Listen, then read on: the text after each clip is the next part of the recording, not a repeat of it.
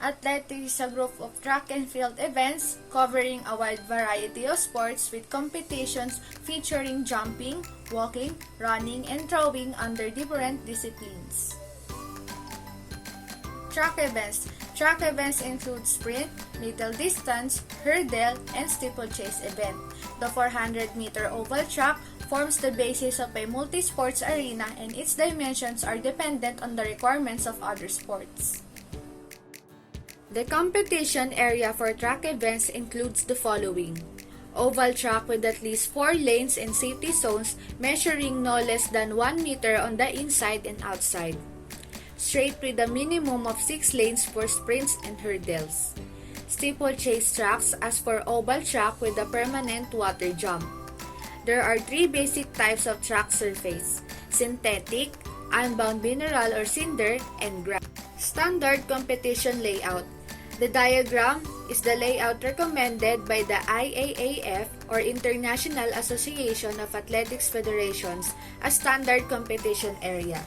The field events are evenly distributed over the arena to avoid congestion and to satisfy the needs of the spectators.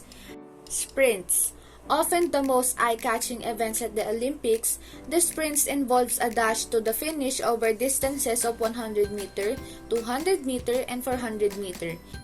To do the sprint, choose a starting position. In general, you will want to begin a sprint crouched behind the starting line with your fingers on the ground and your legs positioned one behind the other. Find your balance. Before taking off, lift your hips slightly in preparation for a burst of movement. And lastly, take off. In competitive sprinting, reaction time is crucial to achieving the best sprint time. Aim to launch from your set position instantly. Hurdles.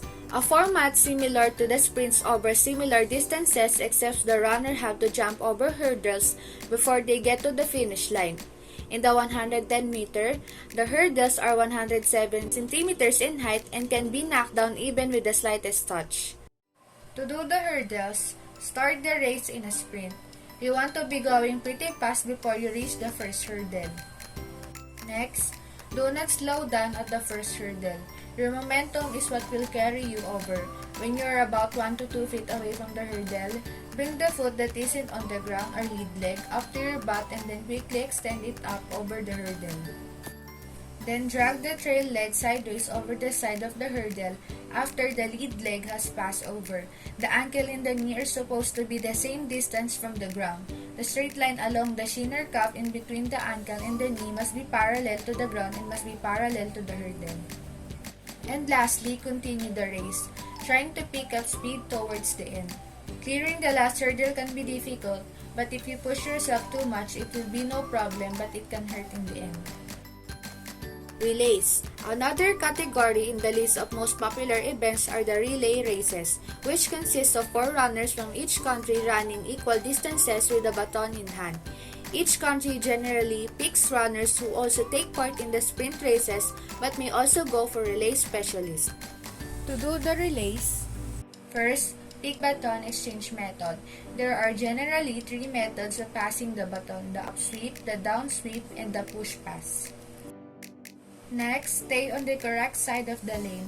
When all goes well, the relay race is a smooth series of transfers across the lane or switching from an athlete's left hand to the right. Practice a pattern until all 4 runners find it automatic. Then, decide where to relay the baton. Each baton handoff must occur inside a 20-meter changeover zone between 2 yellow marks. The outgoing runner can start running up to 10 meters ahead of the changeover zone but can only receive the baton between the zone.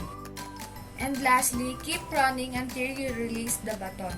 A huge mistake in relay racing is to slow down before you release the baton. The best way to prevent this is to form the habit of running through the zone.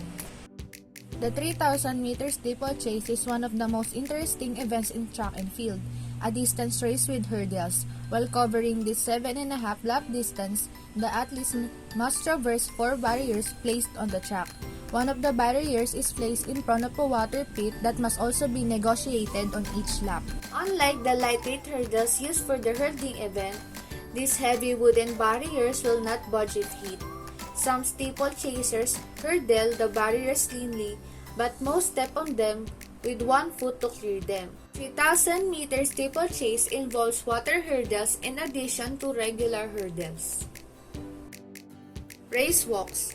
When it sounds simple on paper, athletic race walking is actually a specialized event with walkers having to follow strict rules and techniques. Race walking events are endurance events and usually contested on a road course. Race walk requires a complex physical motion involving the feet, legs, hips, back, and arms. A primary rule of race walking is that at no time can both feet be in the air at the same time. Judges watch for this running motion and disqualify athletes who accidentally allow one foot to leave the ground before the other has landed.